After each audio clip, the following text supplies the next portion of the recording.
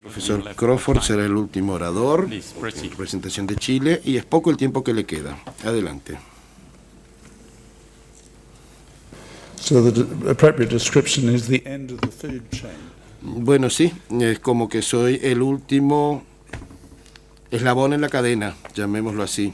I start at paragraph 2.1. Señor presidente, Mr. President, members of the court. señores miembros de la Corte, In its attempt to en su overturn intento an agreement, de dejar sin efecto un acuerdo ya existente, Perú se basa en la equidad y más equidad.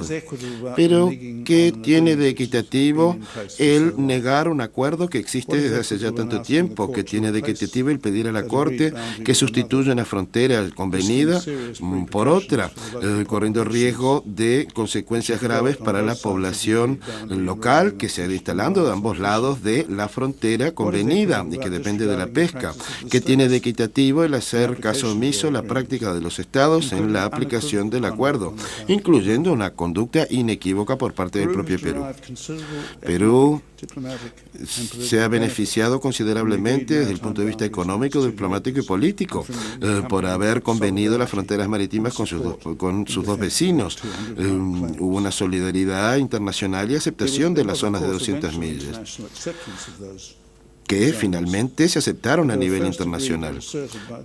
Pero fueron estos tres estados, Perú, Chile y Ecuador, que las convinieron y que las afirmaron de cara a todo el resto del mundo, incluyendo en sus negociaciones e intercambios con los Estados Unidos y ante la Organización de los Estados Americanos. Perú se ha beneficiado considerablemente, pero es el único estado parte que ahora pone en tela de juicio ese acuerdo que tantos beneficios le ha supuesto. En 1952, la captura pesquera de Perú suponía el 0,6% de la totalidad de pesca en el mundo. En 1970, 18 años después, ya llegó a 23,7%. En este momento, la actividad pesquera de Perú es segunda o solamente a la de China en el resto del mundo. Utilizando esta zona marítima que establece la Declaración de Santiago, Perú ha ejercido soberanía y jurisdicción sobre su plataforma continental, en particular para la exploración y extracción de hidrocarburos. Habida cuenta de todos estos beneficios, no se puede permitir a Perú que ponga en tela de juicio y que sustituya una frontera marítima ya convenida con otra que ahora prefiere. Las afirmaciones en el sentido de que la frontera no es equitativa, que es injusta, no son pertinentes. El respeto de las fronteras convenidas constituye un principio fundamental del derecho internacional. La equidad no puede ser instrumento para cuestionar acuerdos fronterizos existentes, independientemente de que un Estado pueda querer presentar que la frontera como algo injusto basándose en un método de limitación establecido después de que se había llegado al acuerdo. El principio de la estabilidad de las fronteras es parte del derecho internacional consuetudinario, así queda recogido en el artículo 62 de la Convención de Viena y se aplica tanto a las fronteras marítimas como a las territoriales. Ya se había articulado en el caso Gris-Badarla de 1999. Esta Corte confirmó la aplicación del principio de las fronteras marítimas en el caso Jan Mayen.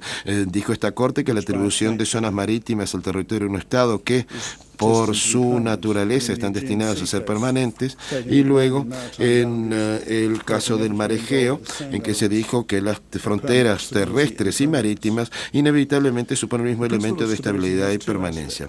El principio de la estabilidad conlleva dos aspectos. En primer lugar, que una vez establecida la frontera será permanente. En segundo lugar, que el acuerdo para el establecimiento de la misma, una vez que lo hay, se debe interpretar de tal manera que su aplicación no deje dudas sobre cuál es la frontera. La frontera ha de interpretarse y aplicarse en forma precisa, completa y definitiva, que así debe ser. Afirmó esta Corte ambos aspectos del principio en la causa Libia-Chad. El tratado fronterizo que fue objeto de dicha causa, si bien en algunos respectos era equívoco, tenía, y cito, el objetivo de establecer todas las diferencias fronterizas y no solamente algunas. Fin de cita. No se puede puede poner en tela de juicio que las normas del derecho internacional sobre el establecimiento de las fronteras marítimas han cambiado muchísimo en este último medio siglo. Una frontera convenida o determinada de una forma determinada hace 60 años, si se volviese a delimitar de nuevo hoy por hoy, bien podría llevar un resultado diferente. De hecho, son muchas las situaciones en todo el mundo que un Estado pudiese preferir cambiar una frontera al que el mismo Estado o su antecesor hubiese manifestado su acuerdo y aplicado desde hace muchísimo tiempo. Pero el sistema moderno de relaciones internacionales no sobreviviría si pudiésemos sustituir el principio que dice que las fronteras deben ser estables por otro que diga que las fronteras pueden cambiar cada vez que un Estado piensa que una nueva frontera será más equitativa.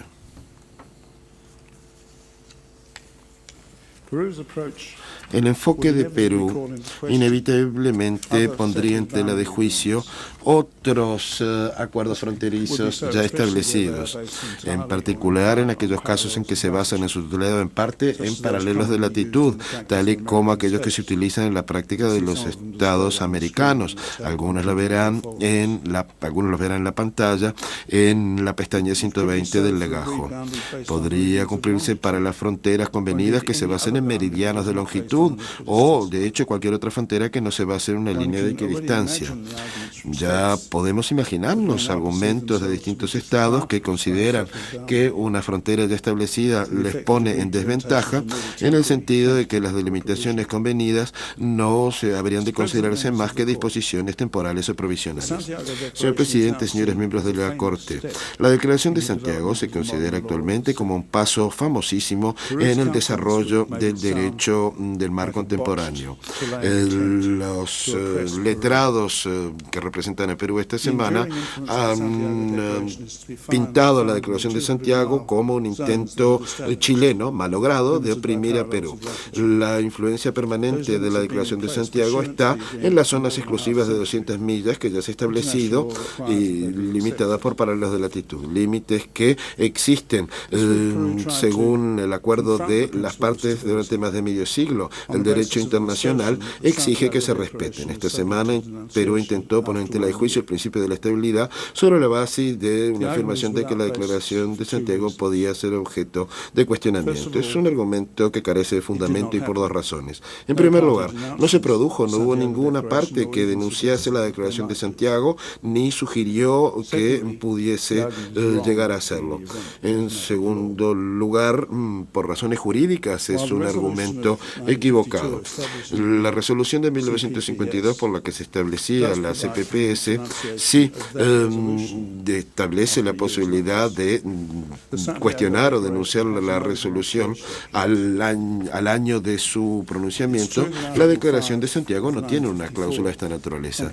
Es cierto que el convenio complementario de 1954 constituye una parte integrante y complementaria de las resoluciones y acuerdos de 1954, pero no es el efecto del artículo 5 el fusionar los diversos acuerdos de 1952 para que las disposiciones de un acuerdo se apliquen al otro.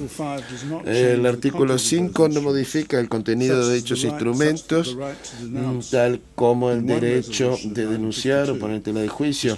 La resolución de aparte de lo decidido en 1952 se traslada a un instrumento aparte. En definitiva, no se cuestionó en ningún momento la Declaración de Santiago. La ausencia de esta cláusula en esa declaración es prueba adicional de que la intención del tratado era perdurar, y sí que ha perdurado. Los elementos en que basa su argumentación Perú, los que acaba de pasar revista el profesor Condorelli a gran velocidad, y que yo también presenté ayer, no se pueden hacer desaparecer sin más, basándose en algunos principios de derecho internacional, diciendo que poner en situación de desventaja a Perú, igual los principios del derecho internacional, instan a que se respete el derecho internacional y las fronteras que existen.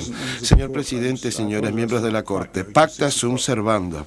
Lamento, señor presidente, no poder llegar hasta las 6 en punto, dice el profesor Crawford. Con esto concluyen los alegatos orales de Chile.